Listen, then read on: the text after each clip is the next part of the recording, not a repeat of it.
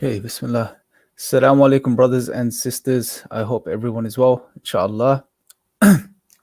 So, in today's seminar session, we're going to be looking at, or we're going to be covering the topic God is not dead, Islam's response to nihilism. And more than a response, guys, I want us to see it today as Islam's solution to nihilism, because Islam absolutely is a solution to this problem that we're facing today and that many people are experiencing, and unfortunately many Muslims are experiencing too, a type of nihilism, although they're Muslim, and we'll probably touch upon this at some point during this live session, inshallah.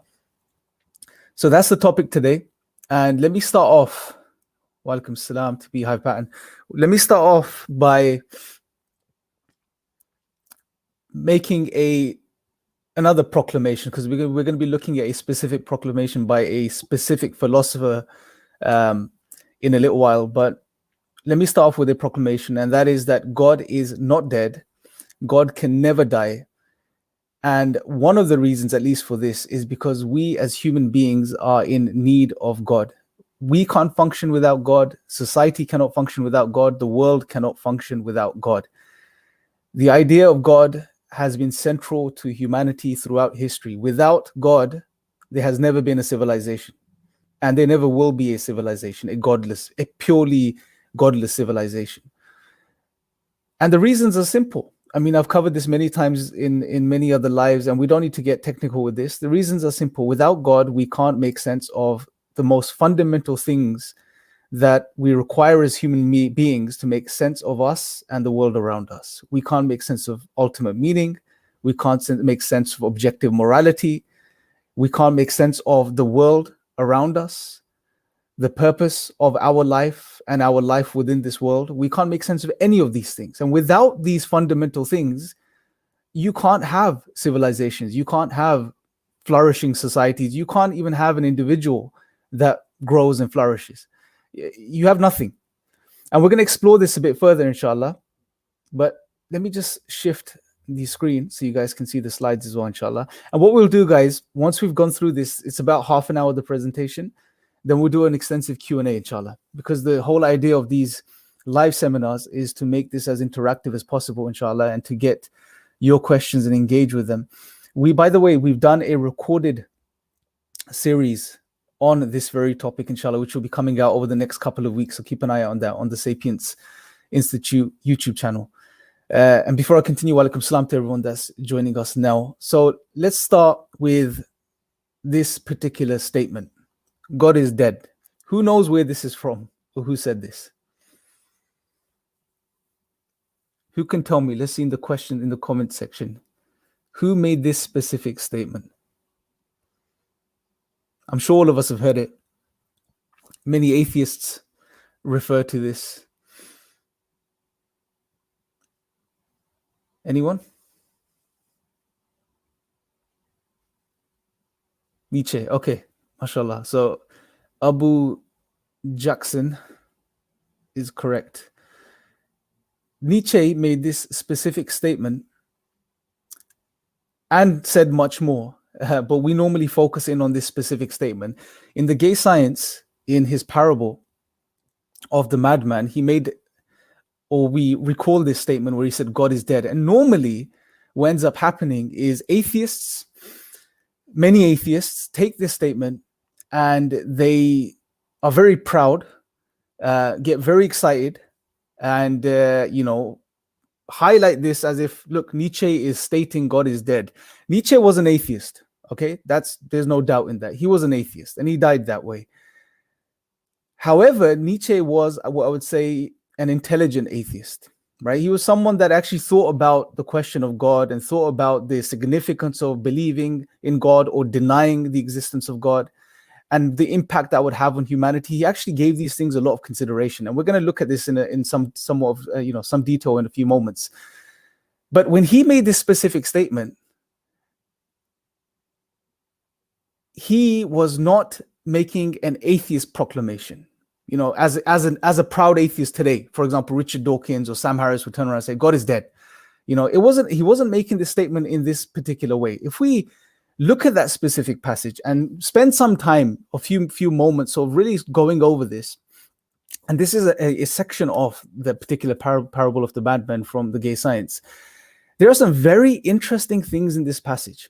Now, as a preface to this, consider and keep in mind, guys, that Nietzsche was someone who was an existentialist philosopher. He was someone who really focused in on the meaning of life, nihilism, how there is no meaning to life if you acknowledge his position, which he maintained as an atheist, that he didn't acknowledge that there was a God or a creator behind all of this. So he was someone that thought about these things. He really thought deeply about the implications of not believing in God. And this was evident throughout his works. Now, considering all of this, when we read this passage, something very interesting comes across. And let's just go through it now. So in this passage, he starts by saying, "Where has God gone?" He cried. "I shall tell you, we have killed him, you and I. We are his murderers. But how have we done this?" Now, I want you to pay attention specifically to this sort of bolded text here. "How were we able to drink up the sea? Who gave us the sponge to wipe away the entire horizon?" Now, straight away, we can see that there is an element of removal here, which has been emphasized. Removing something. God is dead. We have killed God, but this is also leading to us removing something. It's removing something from us. And then it continues. "What did we do when we unchained the earth from its sun?" Now, this is a very interesting statement or question. What did we do when we unchained the earth from its sun? So it's almost, because if you think about the idea, the planets in our solar system are held within or maintain their position because the gravitational pull of the sun itself. So the sun is that center, the gravitational center, and it keeps the planets within their orbits. Now, here is an idea of the earth being unchained, separated from the sun. Now, obviously, the passage is to do with God, and I believe that this sun he's referring to, it's almost representing God here, and the earth may be representing human beings. Now, the idea that's coming across it, and think about it, what would happen if the earth was to leave its orbit and fall out of the gravitational sphere or area of influence of the sun itself? What would happen? The earth would float around in space, in space, in any direction without any, control. It will just float around in empty space, literally, without any specific direction. And then he elaborates further. So he says, how were we able to drink up the sea? Who gave us the sponge to wipe away the entire horizon? What did we do when we unchained the earth from its sun? Whither is it moving now? Whither are we moving now? Away from all suns. Away from all suns, are we not perpetually falling? Backward, sideward, forward, in all directions? And he's asking these questions.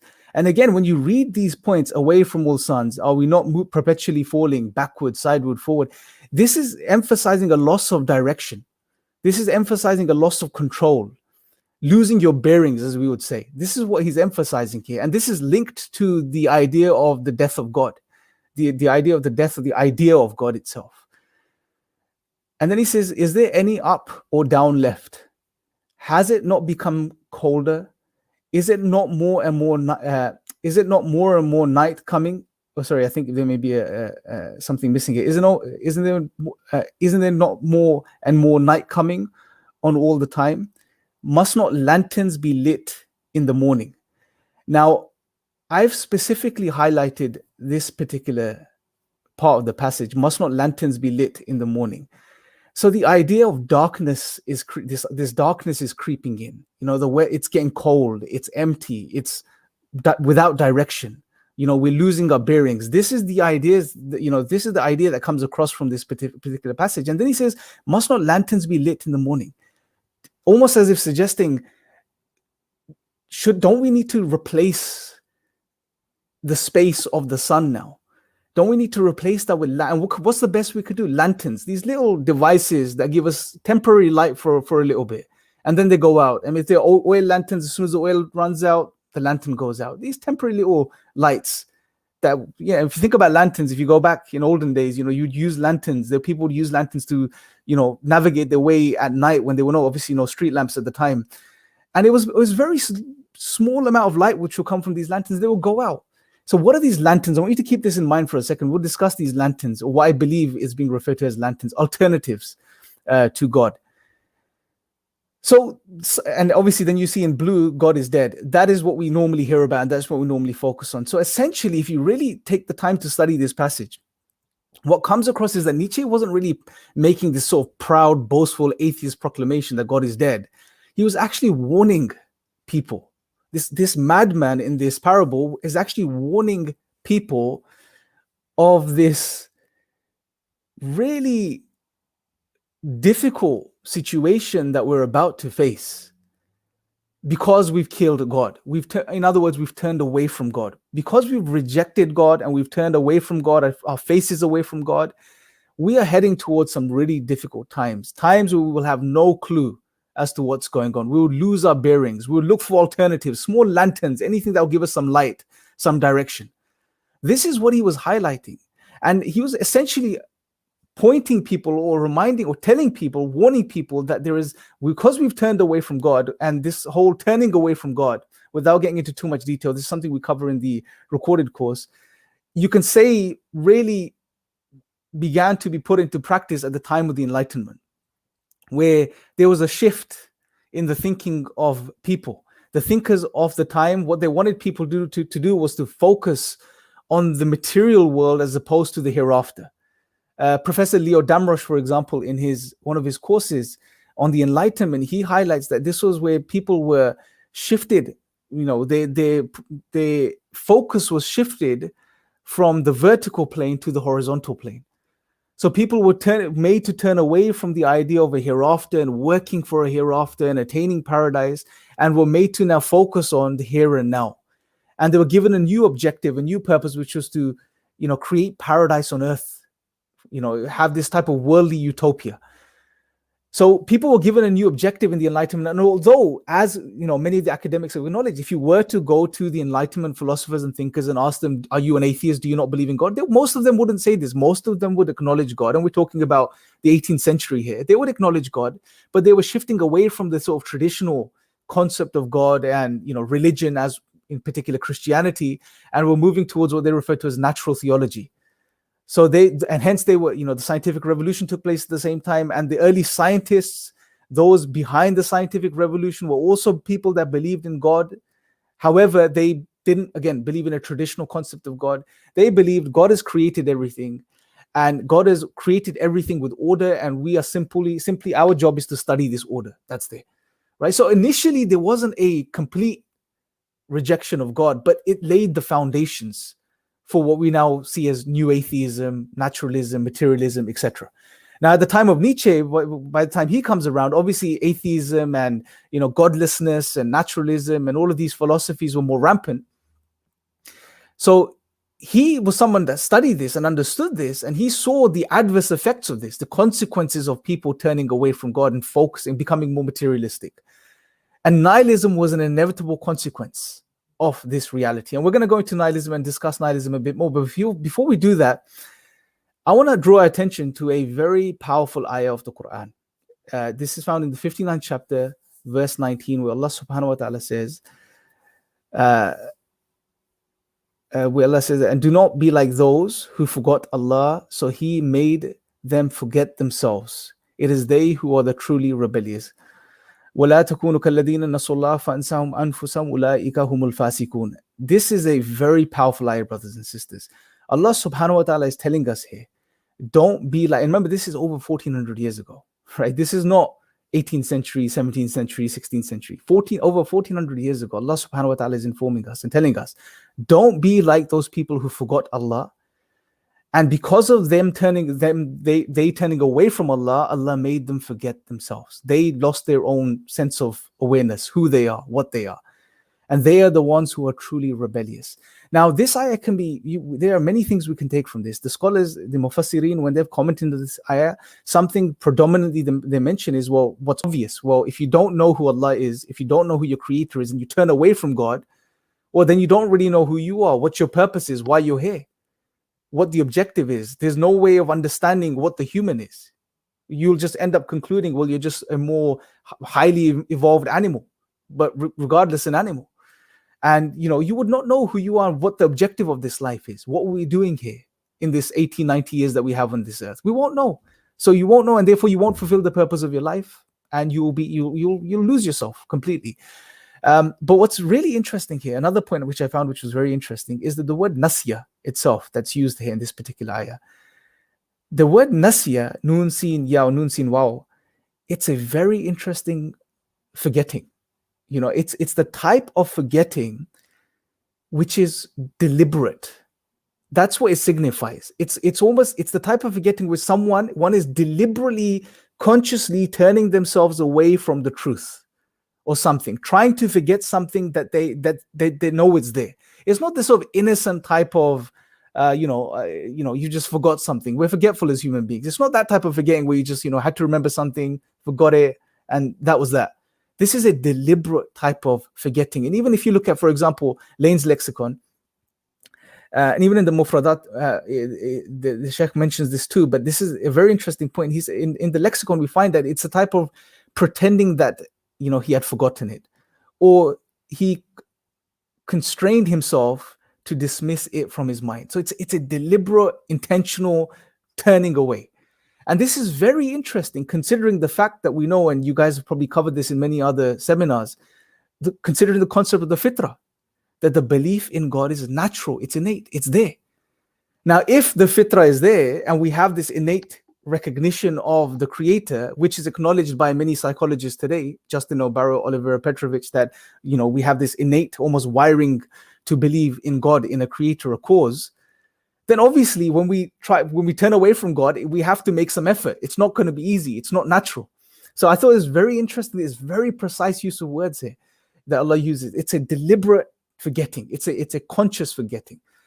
So it's almost like, if you had a toothache and you wanted to forget it because you can get on with your day, that's the type of forgetting. It's inside your mouth. You can't get rid of it. It's there. It's inside you.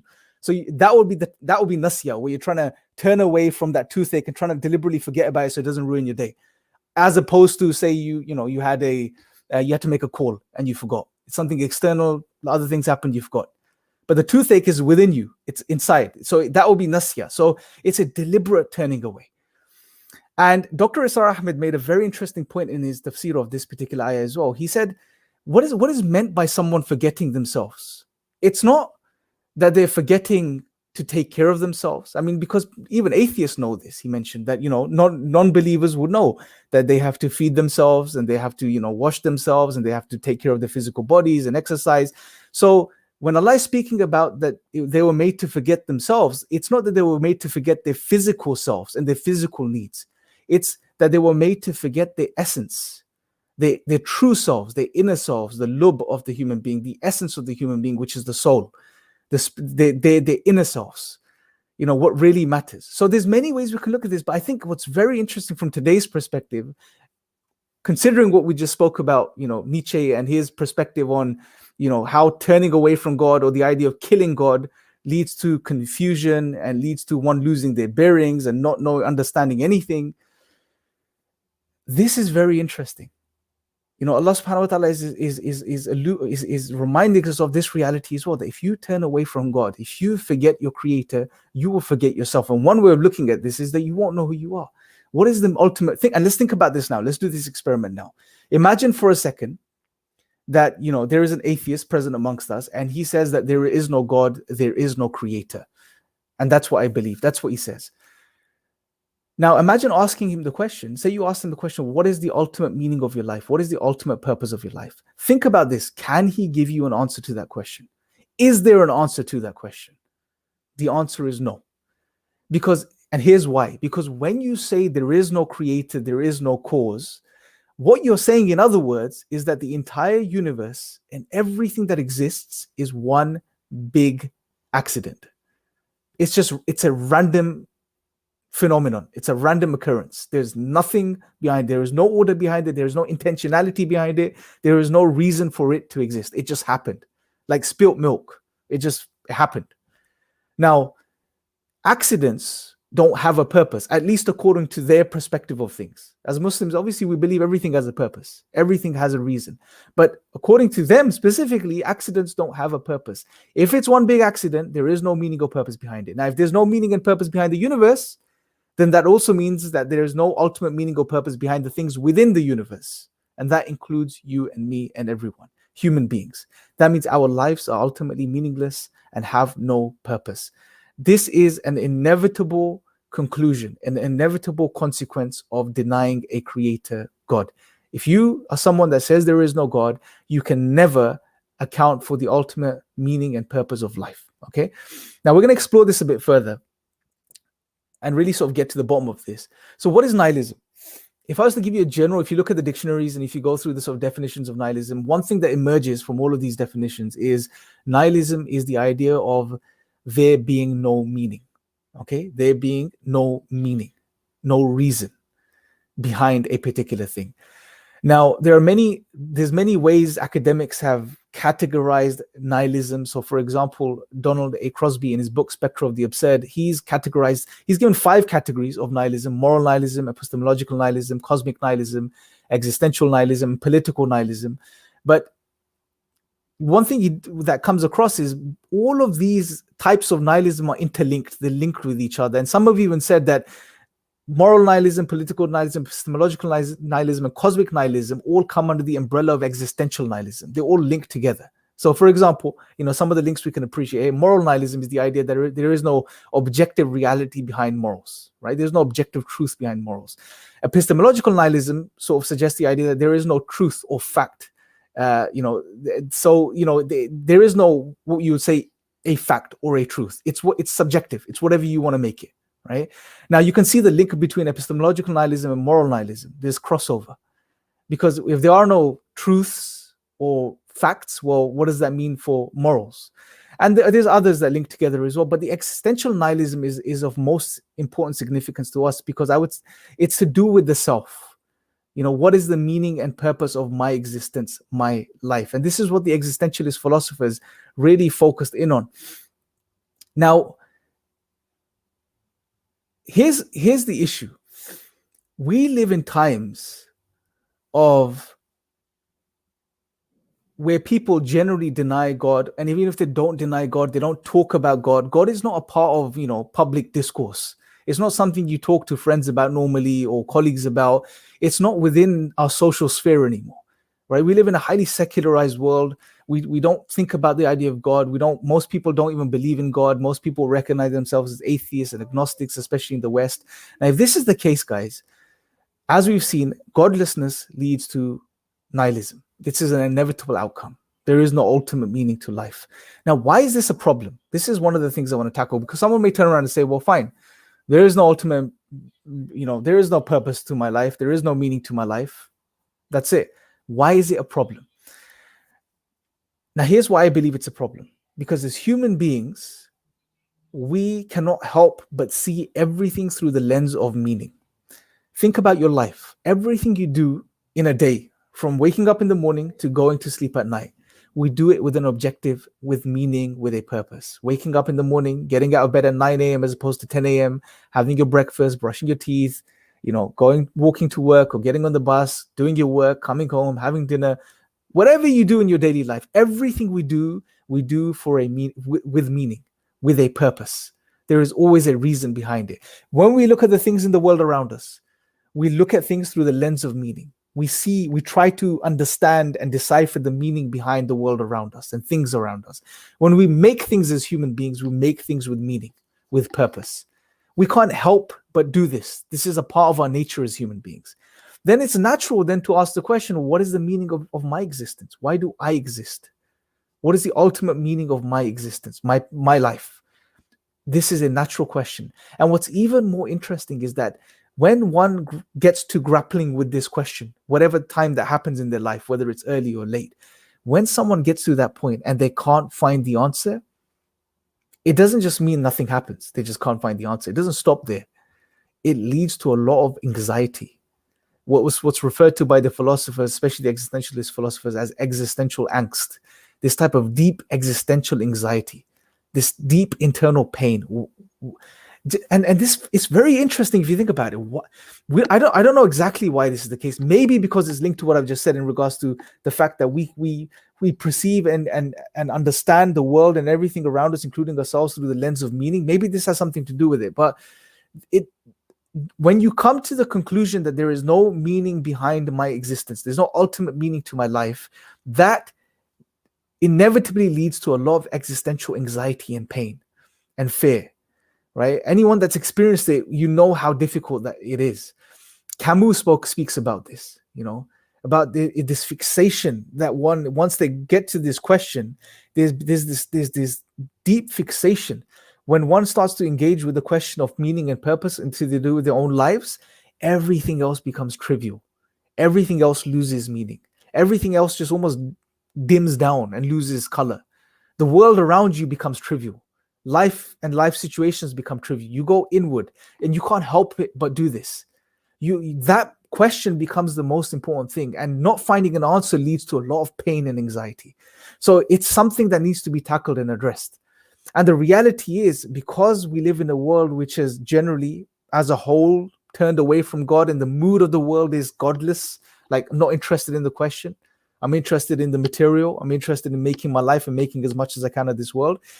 Because we have turned away from God, a lot of people today experience nihilism on some level.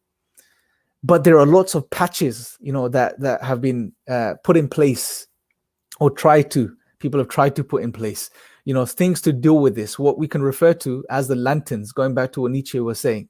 Don't we need to light lanterns now? Right? So this is the lanterns, I believe, that people have tried to put into place, realizing and understanding that we live in a godless world, and turning away from God in a way is good for material progress. And that's a whole nother topic we won't get into now, but the video course, if you watch it, we'll get into detail on that there. But they realized that, okay, nihilism is going to be a problem. We can't escape this. Nietzsche predicted this, and we can understand the logic of why this is going to happen. Let's try to patch this. And people have tried to patch this over the decades and centuries. So start with the 19th century existentialists, the existential philosophers. They tried to deal with this meaninglessness, emptiness. How do we deal with this? Many attempts, Jean-Paul Sartre, for example, spoke about taking responsibility, once you come to the realization that life is ultimately meaningless, take responsibility, be a responsible human being. And he just tried to justify this in his own way. But again, it didn't deal with the fundamental issue, which was that ultimately at bottom, there is no ultimate meaning to your life. What he was suggesting you do, and what many of the other existentialist philosophers suggested you do, was acknowledge and realize and come to terms with the fact that there is no ultimate meaning and purpose to life. But then at that point, start making up meaning for yourself. That's what you have to do. You have to give yourself meaning. You have to make it up for yourself. Right? So this was a lantern they tried to light at that point. And it was an interesting one because it caught fire, the lantern, right? It lit up, and it lit up things around them, and it was the best that they had. But I think soon people started to realize, well, one, it's very difficult to, develop a upright moral character in a world which at bottom is meaningless, and in a world where not everyone else around you is not doing that, and in a world where you don't have any intrinsic motivational drive or underlying motivational drive for you to do this, because you live in a world which is without God and without any ultimate meaning. So it was something very difficult. And I think people also realize that this is making things up. As Hamza says, lying to yourself, playing games, essentially. Why live responsibly? Okay, it sounds good. Why not live recklessly instead? And that is how we escape this nihilism. And that is what people have started to do, especially over the past especially the past century. Hedonism, this idea of do whatever you want, go enjoy yourself, have fun, fulfill your desires. This is what life is all about, this YOLO mentality. You only live once. Go and have fun, explore, fulfill your desires, whether they're sexual, whatever they are, just go and do whatever you want. And that's and that worked. Again, that was another lantern that was lit. Yeah, it helped people in the short term. It led to a lot of pleasure, happiness. Most people around us engaging in some, a type of hedonism today. Do whatever you want, and it leads to this short-term spike in pleasure. You may get a dopamine kick, but then afterwards you're left feeling empty again. This again now some of it links to consumerism, and consumerism ties in with hedonism here as well, because consumerism is very interesting from a few different perspectives. But this is another way that human beings, especially in this secular world today, are encouraged to overcome meaninglessness. Is they're told and we're taught that you are to find meaning in the world around you, the acquisition of the world around you. Go and buy whatever you want to buy. Go and amass as much as you can amass, and try to outdo your neighbor. Try to outdo your friends. Try to have a little bit more. This is the world that we live in, and it's interesting because this will suit the agenda, if you like, of some people, because consumerism, is one of the biggest drivers of the economy. It's one of the biggest driving factors of the economy. The consumer society, because the more you buy, the more that means that there is demand. The more products that are produced by businesses grow, more employment grows, more people get jobs. And this inevitably increases the economy, right? So there's another link here as well. But consumerism is another way, and it's a way that's encouraged because of this very reason. This is where you're to find meaning and happiness. And again, consumerism doesn't work, brothers and sisters, because there's a lot of research on this now as well. Tim Kasser, in his book, The High Price of Materialism, highlights, well, how would you say it? There is no link between material possessions and wealth and well-being. To a certain degree, a level, if you have, you may increase in your material items and possessions and the amount of money you have, or how financially secure you are, and that would lead to well-being to a certain degree. But at a certain point, that stops happening. Well-being would level out, and no matter how much more, if you keep getting more and more and more, fixating more and more and becoming more materialistic, your well-being is not going to increase with this. If anything, it starts to dip. That's what they've noticed. It starts to dip off, because the more materialistic you become, the more depressed you become, and the more anxious you become, and it affects your family relationships and ties. It affects your psychology, it affects your self-esteem, because now you start defining yourself through your material possessions. And if you don't have something, well, then you feel really depressed and sad. So it's a really sort of it's a very dangerous thing to engage in, and it's not solving the problem, because it's a temporary patch. You get this momentary state of happiness, and you may become a materialist, as adopt materialism as a way of life, not materialism as the philosophy, which is that you start believing that the purpose of your life and meaning comes to your life through the acquisition of certain things within this world. Right? But when you don't get them, or you can't get them, well, what's going to happen then? And realizing that when you die, you're not going to take any of it with you. Well, what does it then mean in the grand scheme of things? Right? And who told you that is the ultimate meaning of your life? Was that always the ultimate meaning of everyone's life throughout history? Because if you go back 100, 200 years, the things that we have today, most of us have today, were only accessible to the rich and the elite. They weren't accessible to the majority of the world. So what was the meaning of their life then? So, it's a fix. Temporary solution which doesn't work and causes more damage. And then there's different types of escapism, drugs, alcohol, especially amongst the youth, the younger people, partying, drugs, alcohol, they're trying to escape reality. And gaming is another thing today. People, especially youngsters, they're losing themselves. They rather live in a virtual world, right? This virtual sphere, as opposed to living in the real world. And if you look at games, they're designed in a very interesting way. Because all games have levels. You have an objective, you have a purpose within the game, and you have to overcome each level and grow through the game, right? So it's almost like it's a fix. It gives you a dopamine kick because it appeals to your nature as a human being. But it's a game. It's not reality. So, and we're trying to run away from reality and just live in these games. And we've seen how attached people become to these games. I've heard there was this crazy story in one of these, I think, Indian newspapers, where apparently this is not an isolated case, where a boy killed his father because he's prevented him from playing the game. One of these games, PUBG, I think it was, this shooting game. He literally killed his father. And these crazy stories like this, right? Because it shows, it's almost like we're vampires, but that are trying to suck meaning from wherever we can get it, right? But we can't find it, and then we're trying to find it in all of these things, but they're not satisfying us. So these are huge problems, and these are the type of solutions that people have tried to propose. These lanterns they've tried to light, but they've gone out. As a lantern is supposed to go out, it's going to go out inevitably. So how is Islam the solution? And I believe Islam is the solution, fundamentally because Islam makes clear to us that there is a creator. You have a creator, Allah. Allah created you. He is one. He created you, but he didn't create you for no reason. He created you for a purpose. So even there, fundamentally, nihilism disappears. Because as we've seen, it's the removal of God as a conception which leads to nihilism.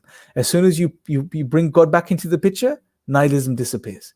But what's really interesting is that Islam really fills out, the gaps. It leaves no stone unturned as far as addressing nihilism conclusively and once and for all. Not only does Islam tell us that we have a creator, but Allah informs us that he created us for a very specific purpose. As Allah outlines in the Quran that he did not create us, in the 51st chapter, verse 56, that Allah says, وَمَا خَلَقْتُ الْجِنَّ وَالْإِنسَ إِلَّا لِيَعْبُدُونَ, that he did not create us for any other reason except to know him and to worship him. This is the purpose of our existence, our lives. This is why we were created, right? So it's clarity now. We know what our purpose is. Not only this, God further outlines in the Quran, for example, in Surah Mulk, chapter 67, verse 2, where God says, and now he specifically is highlighting our existence within this material world, right? Allah says, and he is the one who created death and life in order to test which of us is best in deeds. Right, so we're here in this world. We are going to worship our Creator. That is the objective, but this world is going to present us with challenges.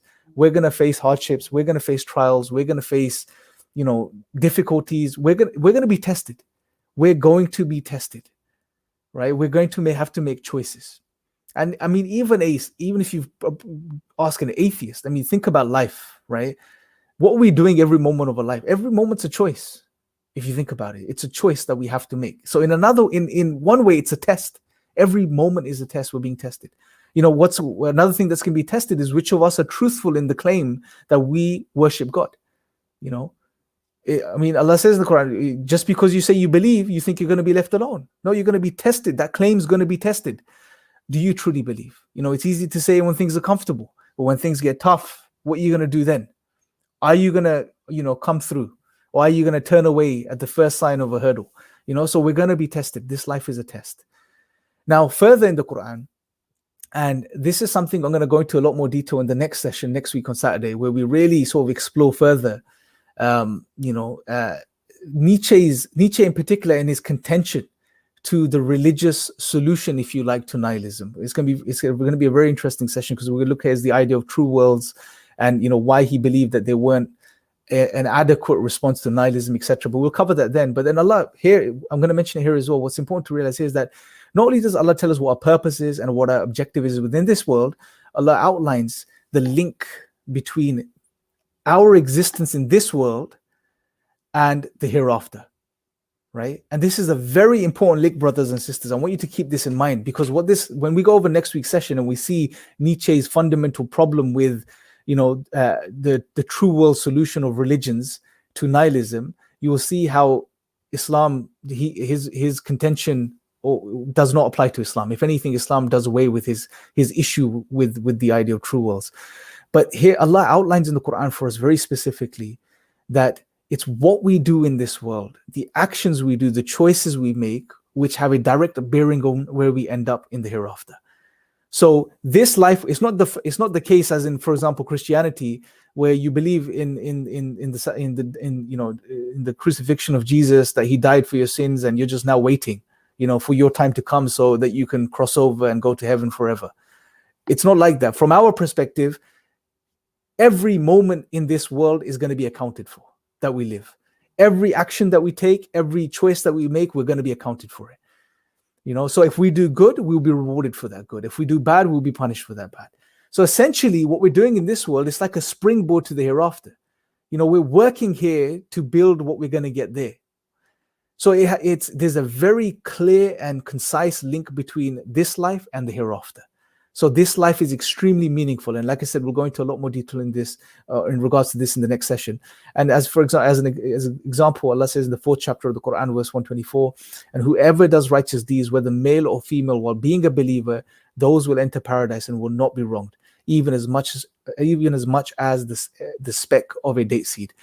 So again, clearly outlining the link between this world and the hereafter. So Islam clarifies, what our purpose is, what we're doing in this world, and how what we do in this world and our time in this world links to where we end up in the hereafter. Very clear, right? So to conclude, and here's something I want us to see today. Mashallah, alhamdulillah, if you guys have read The Divine Reality, and if you haven't, I encourage you to read The Divine Reality. It clearly outlines the strength, the intellectual strength of our deen, our tradition. We don't just say Iman is not just blind faith, right? It's based on something solid. It's something that gives you stability.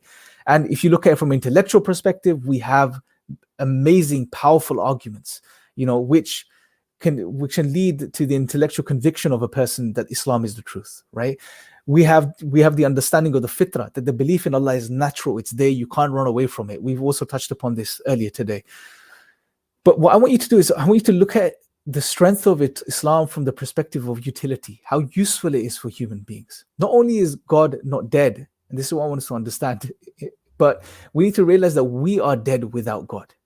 We can't function. We can't function. If we really understand the predicament of secular modernity, we would realize that we are in desperate need of God and Islam in particular, right? It's the Achilles heel. Nihilism is the Achilles heel of the 21st century, of this modern Western civilization. And there is a lot of patchwork being done to sort of prevent people from completely losing themselves, because it's almost like keep it brushed under the carpet. Your life is ultimately meaningless. Keep it under the carpet. Don't worry about this. You just focus on this life in this world and making, the most of it. But every so often, people over and over again, and especially after COVID, a lot more people have been thinking about the meaning and purpose of their life. And when you engage these questions, brothers and sisters, you will very quickly, the non-Muslim, the one that doesn't believe in God, would very quickly come to the realization that their life is ultimately meaningless. And that's where that black hole opens up and they start falling through that, and there is no end to this pit. And until they find answers, you just can't escape that. You can't run away from that. So people today, the world today is in need of God. Let's be a bit nuanced here. It's important to clarify this as well. One of the things that pushed people away from the idea of God, especially in the 16th and 17th and 18th centuries, was just the way the church implemented itself at the time, and the way it oppressed people, it oppressed free thinking, and so on and so forth, right? Islam never had this issue. Islam encouraged people to engage in the study of this world. Allah throughout the Quran, read the Quran, you see God says, have you not seen the camel and how it's created? Indeed, in the creation of the heavens and the earth, inna fi khalqis samawati wal ardi wa ikhtilafil layli wan nahari la'ayatin li ulil albab. Indeed, in the creation of the heavens and the earth and the alternation of the night and day are signs. There are signs within the physical world. God is encouraging us to study the physical world. What we call today science, essentially, the study of the physical world. Right? Muslims never had this issue, and that's why we saw the amazing development in the sciences, biology, chemistry, medicine, mathematics within the Muslim world. When at the same time in the West, it was in the Dark Ages, and Christianity was, ensuring that no one got away from this. No free thinkers got away and explored and understood the world. How did the European world rediscover the classical tradition? A lot of it came through the Muslims because they preserved the writings of the Greeks. So Islam has a lot to do with the enlightenment that the West experienced in the 18th century. But the issue was, what happened was, because they had it was almost like a reaction, an adverse reaction. The church was oppressive, therefore God is oppressive, therefore religion as a whole, put it all in the same basket, is oppressive. So let's completely turn away from religion. But what was interesting, they didn't just turn away from religion completely. They took some of the good bits, the ethical and moral foundations. They tried to keep hold of them, although they couldn't account for them anymore. But they tried to keep, because they're necessary to build a civilization. That ethical and moral framework is necessary to build a civilization. However, if you really question it, there is no grounding. There is no objective grounding to ethics and morals. What's right, what's wrong, etc. And we're seeing the degradation of morals within society today. Why? Because, well, fundamentally, we live in a society, a world that doesn't acknowledge God, and therefore there's no anchor. So Islam, it never had this issue. And people need to start discovering Islam today because it has utility for human beings. It provides you with answers to those fundamental questions that you have. And not only this, it allows you, it encourages you to continue to discover, to engage with the physical world, to have your share of the physical world, but within limits, within boundaries, to not lose yourself at the same time. Remind you define yourself through your relationship with your creator, not through your material possessions, although you can have them, but use them as a means to allow you to be grateful to your creator. So there's a beautiful balance here. Islam has a lot to offer the West and just the world as a whole, subhanAllah. And this is something we should think about, especially from a dawah perspective, brothers and sisters. Realize the world that we live in, realize the problems of the world that we live in, and then provide the antidote, the Islamic antidote, to these problems and issues. And nihilism is one of the biggest issues that we're facing today. So I'm going to stop there, inshallah. We'll go to Q&A. Let's open up to question and answers, inshallah. Let's keep that on the screen. Okay. So what I'm gonna do, if you guys have any questions now, put them in the chat section. I'm gonna flick through. I'm gonna flick through the questions that you guys have probably sent in while I was presenting, and see if there's anything there that we could start with.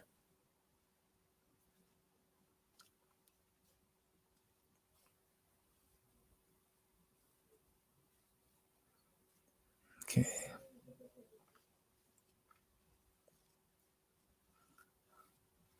Assalamu alaikum to everyone that's joined us and is on this live.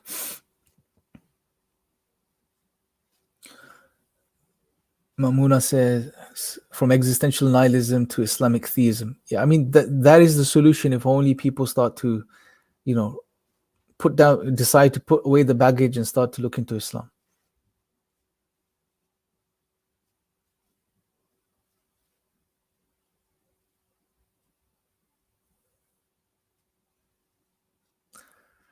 Okay, let's see. Atheists. MashaAllah, some of you guys have summarized what we were discussing in really nice chunks, MashaAllah.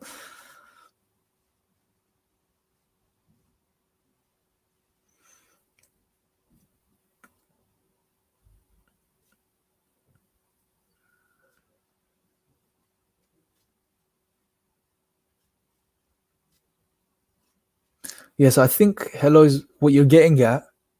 Is if for atheists there is no meaning to life, this is the only life that they live, then why do they live it, or why do they promote and become proponents of certain ideologies and groups like humanism, for example, right? There's a clear contradiction here. That's something we should ask them, and again I think it's because it's to do with human nature. Instinctually deep down inside we realize that there is good and bad. And Allah mentions this in Surah Shams in the Quran, that He inspired the soul with an understanding of good and bad. So there is a baseline understanding. We know there are certain things that are wrong and certain things that are right. And they recognize this because they're human as well. Just because they deny Allah doesn't mean they're not created by Allah anymore, right? that Allah didn't create them with the nature, and they don't have the fitrah. But they can't account for it. So they're literally expressing a contradiction when they do these things.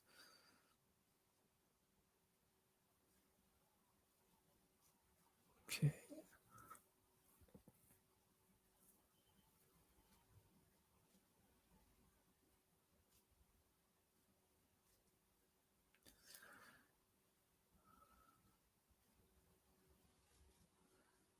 Okay, let's see.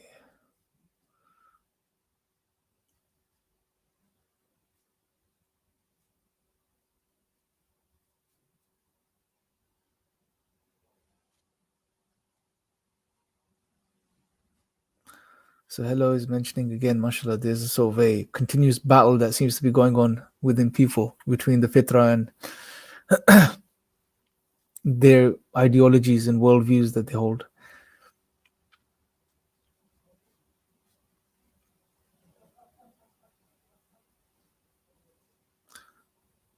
Many of them just blame God and say, why? I think, yeah, the problem with evil, it's it's an interesting topic, but obviously I think there's definitely some really good sessions on that on this channel. And maybe even there's definitely something written on this on sapiensinstitute.org. So you can check that out there, inshallah, Sufyan.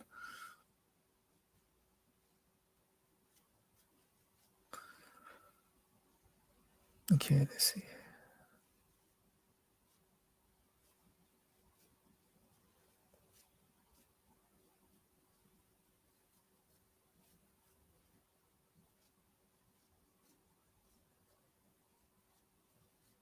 Yeah, mashallah, there's some good discussions that have been going on.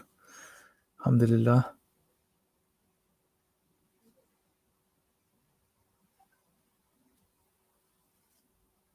Okay, let's go right down to the poem. What do you say when someone says, okay, this is a good question. So what do you say when someone says, I am spiritual, but why would I need religion? I have a answer, but really want to hear what you would advise. Yeah, you know what, you guys, this is another thing. So this is another lantern that they're trying to light today, which is of this new age spiritualism. There's loads of people that would say they're spiritual, that they practice some sort of spirituality.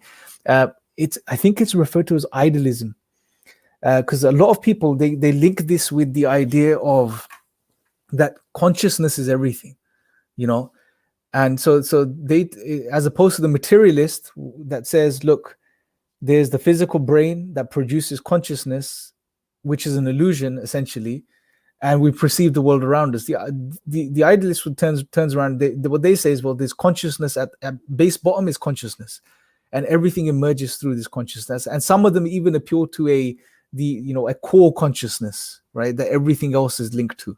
And they sort of base, and then they bring in some other spiritual ideas and link it to this. I've come across many people like this as well. They believe in sort of consciousness, spirituality, and they say, well, what's the need for religion?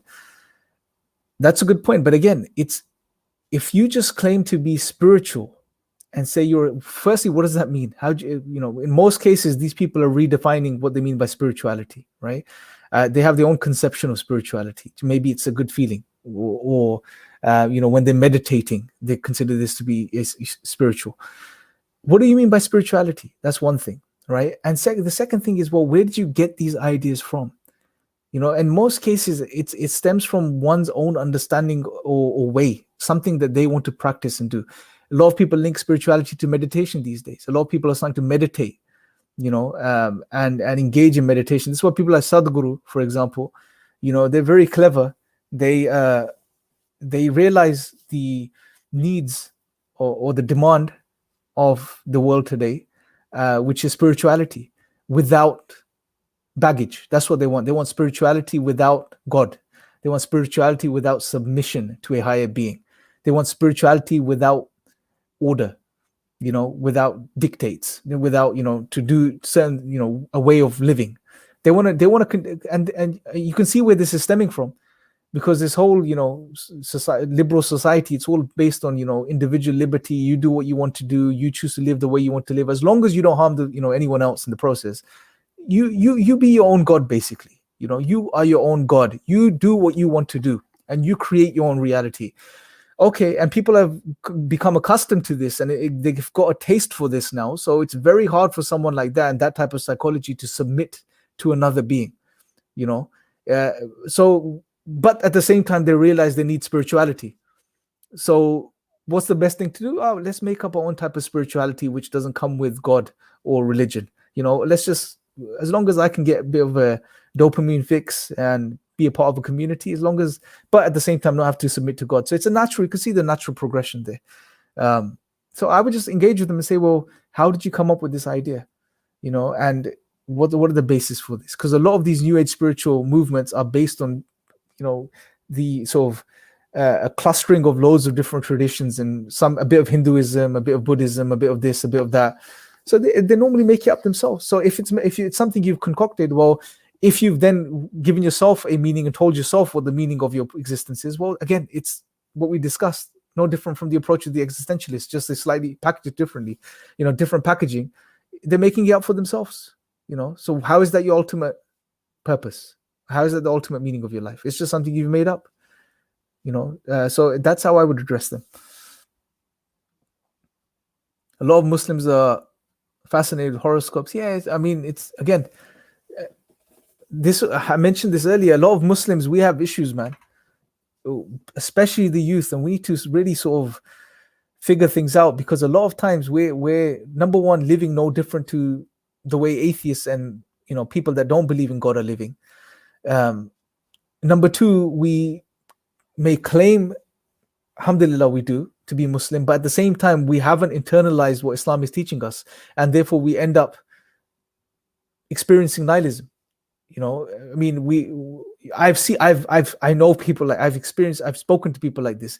They are Muslim, but at the same time they're experiencing existential angst, existential anxiety. And well, it's a simple connection there. Well, you haven't understood what the purpose of life is, as Allah has told us. Look, what does it mean to adopt a worldview, a way of life? It means to adhere to that way of life and internalize what it's telling you and its tenets. Now, if you don't do this, or don't make the effort to do this, well, what benefit is it to just have a label? Label means nothing.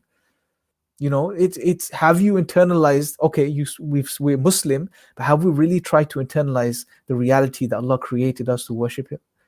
And have we really allowed this to sink into our belief systems, into our psychology, to the point where it's true for us?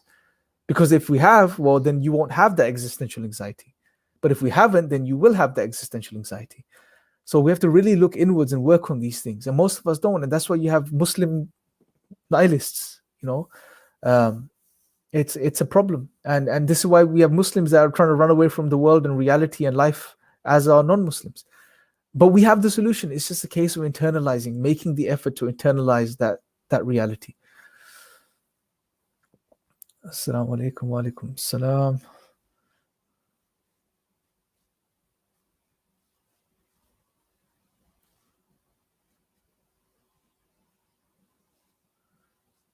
So Ahmed says, why Allah in the Quran threatens us with hellfire to become Muslim? God knows millions of methods other than fear of hell to increase followers of Muhammad sallallahu alaihi wasallam. Could you use fear? Well, firstly, I think you're understanding the word choice of words it highlights that I think you're understanding this in the wrong way. Look, first think about our own psychology. Carrot and stick. This is how we work. This is what your boss will do at work, right? If you're not performing, you will get a threat, But in the case of your boss, he's probably looking out for his own interests, right? He's thinking about, if this guy doesn't perform, I'm losing out. He will threaten you, so you start working, So there will be a selfish motive there. But in the case of Allah subhanahu wa ta'ala, there's no comparison. Allah doesn't need anything. He's free of need, but He created us to worship Him, right? So He wants us to worship Him, because this is how He created us, and He knows our success lies in worshiping Him in this life and in the hereafter. So our psychology is, Allah encourages us in some ways, in positive, in what not threats, for example, in positive ways to do good things so we can attain paradise. Allah describes Jannah for us. So it creates this desire within us to want to attain it. But at the same time, then with some people, they work with stick. They need a bit of a stick sometimes, right? So Allah then gives you that stick. Yeah, and again, what is the objective? Is so that you wake up and don't land yourself in hellfire, essentially, right? It's for your good. This is our psychology. So and Allah does use many different methods in the Quran to encourage us to accept Islam and to follow Islam and to adhere to the truth and to do the best we can. Allah tells us in the Quran, what is He going to get from punishing us, sending us to the fire? Nothing. Allah is not going to benefit from us. There's a narration of the Prophet ﷺ where he said that where he mentions that if all of humanity from the beginning to the end were to gather together and I'm paraphrasing, I may not be getting this fully right, and was to worship Allah in the most perfect manner possible, it won't increase Allah's majesty in the slightest. And if all of humanity was to turn away from this, it wouldn't decrease Allah in any way, shape, or form. Allah is free of need. Allah is ghani. He's free. He's the rich. He doesn't need us, but He created us to worship Him. Worship Him. He wants us to worship him, and therefore the Quran is mercy from Allah. It's guidance for us, to show us the way, make things easy for us. There's encouragement in there, and that encouragement comes in many different ways. And sometimes it comes in the way of warning us of the hellfire, so we don't end up there. It's for, and that there's a mercy in that, brothers and sisters. Something I was thinking about the other day. Barring one surah of the Quran, every single surah starts with Bismillahir Rahmanir Rahim, right? That Allah is the excessively merciful, the intensely merciful, and Rahman and Rahim have been understood and be detailed by the scholars in many different ways, the understanding of these names of Allah subhanahu wa ta'ala. But Allah in every single chapter, barring one, is reminding us right in the beginning of His mercy. Right in the beginning of His mercy. His loving mercy, His unconditional loving mercy. And then everything else comes. We continue to read on. Even where the chapters where Allah reminds us of the hellfire, Rahman and Rahim are mentioned in the beginning. It's almost like the beginning, it contextualizes everything else. It's almost like we should read, therefore, everything that follows through the lens of mercy, that this is from the mercy of Allah. This is from the love of Allah. Whatever follows after Bismillahir Rahmanir Rahim is from the love of Allah and His mercy. Even the warnings, even the threats, because they benefit us. So we should start seeing this in the right way. Always think good of Allah. We just, our estimations of Allah are always terrible.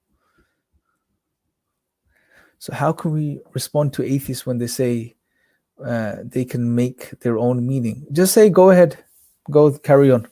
One thing I would highlight to them is, or ask them, okay, you want to make up meaning. I can do that. You can do that. But what does making up meaning mean? What does making up meaning mean? Ask them this question. You're making something up. You're lying to yourself. There is no, whatever you make up, because atheist A and atheist B may both make up their own meaning, but both of them will make up different meanings. One is not necessarily better than the other in any way, shape, or form, because they're not objective. It's just something they've subjectively come up with. It's their idea. Therefore, intrinsically, it's meaningless, because ultimately on atheism, everything is meaningless. It has no ultimate meaning. So the ideas their brains and meaningless minds come up with are ultimately meaningless. So it's pointless, really. I mean, if you want to do it and it helps you, carry on. Go ahead.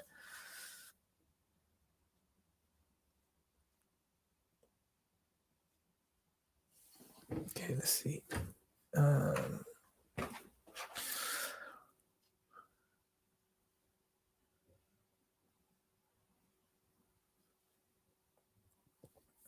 Game.art says, do you know if modern technology has an effect on God being out of the picture? There's definitely a link, because if we talk about technology, we're talking about the gaming industry, we're talking about television, we're talking about the internet, we're talking about all of the things now that we have digital access to, social media, right? So all of these things ultimately are a form of distraction, are a form of us escaping reality temporarily, right? So ultimately they are having an effect, because we're being occupied by all of these other things and different things continuously. So they're like patches in a way. So yeah, I think it does.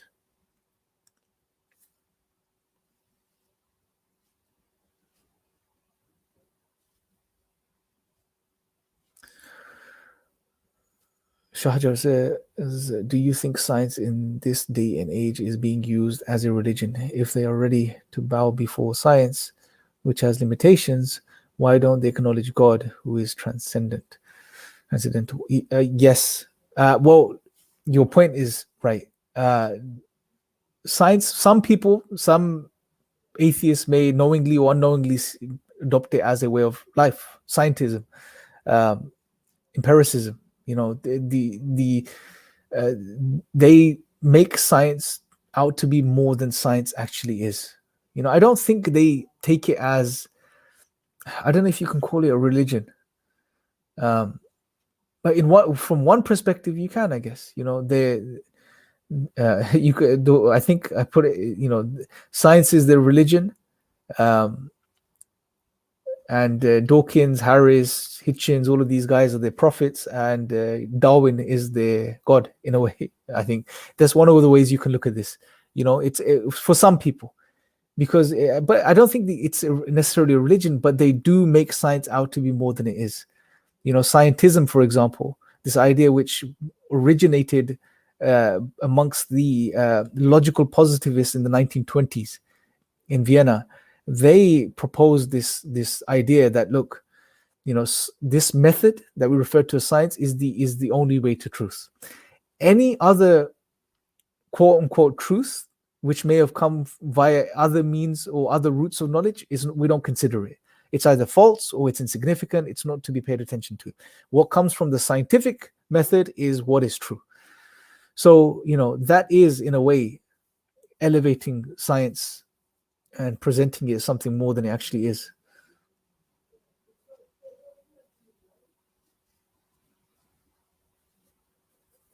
Very dangerous, Quran stated.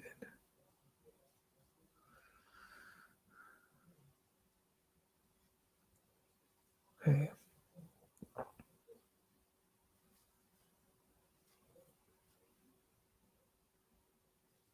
There's some questions which are not related, so I'm not going to answer those.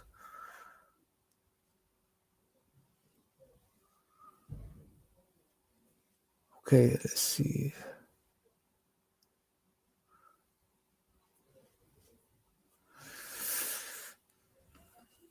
Okay, so we have...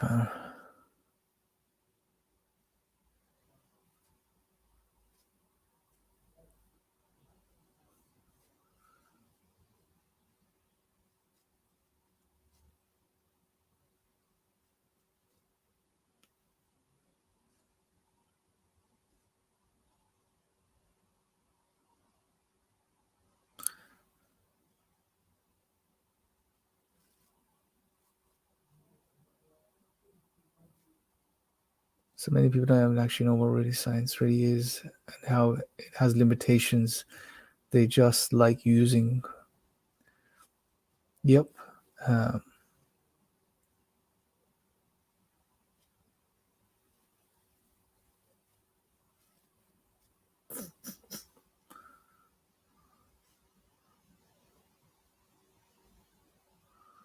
This is interesting. Abbas says they use science to find out how they can overcome nihilistic anxiety, e.g., mindfulness, and they're able to keep God out of the picture. So yeah, this is this is a new trend, especially that's emerging. And I think Sam Harris was one of its first proponents. He actually wrote a book on spirituality without God. I think it's called Waking Up. And see, he's clever he's sharp. He knows that there is a spiritual void. By our very nature as human beings, we are spiritual. There's an element of us which requires spirituality. Now, he's trying to fill that gap.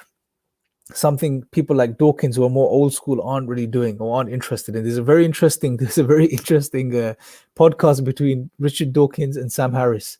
And Sam Harris tries to walk him through one of these mindful exercises, and Dawkins really doesn't like it. So he's more old school naturalist type Dawkins, but Sam Harris, he's more in, he's got his finger on the pulse a bit more with, the requirements of the atheist community. And a lot of atheists, there's many books now that have come out on this, are moving towards this sort of type of spiritualism, atheistic spiritualism. I don't know. And again, I don't know how they make sense of this. I was thinking about this the other day. Well, one of the things they're probably having to do is obviously redefining what they mean by spirituality, because their conception of spirituality has to be one which could be materialistically accounted for. So it has to be within that framework. Now, they may see it like, for them, it may be, okay, if we can get into a certain physical state which releases certain chemicals in our brain, dopamine, serotonin, all of these sort of happy endorphins, etc., and that leads to this feeling of fulfillment and love and happiness, what that spirituality. So they may be redefining it like this. That's a totally different conception of what spirituality would be, how it would be understood traditionally. But so they've redefined it. And again, it's all about pleasure, in a way. It's just pleasure in this world. Okay, spiritual void, let's try to do some meditation, and get that fulfillment. So they're moving towards this, There's another trend, an interesting trend, which is what you're seeing. There's a shift from, there's a lot of interest in people like Jordan Peterson recently, especially over the past, couple of years. And a lot of the atheist community that was predominantly following Dawkins and these guys, the horsemen, are now shifting over slowly to Jordan Peterson. Why? And if you look at Peterson's content, well, what he's focusing on is essentially existentialism. The question of meaning, the question of responsibility, having a purpose, having an objective, all of these things. These are some of the fundamental things he talks about. So people are getting from him what they couldn't get from these naturalist atheists, right?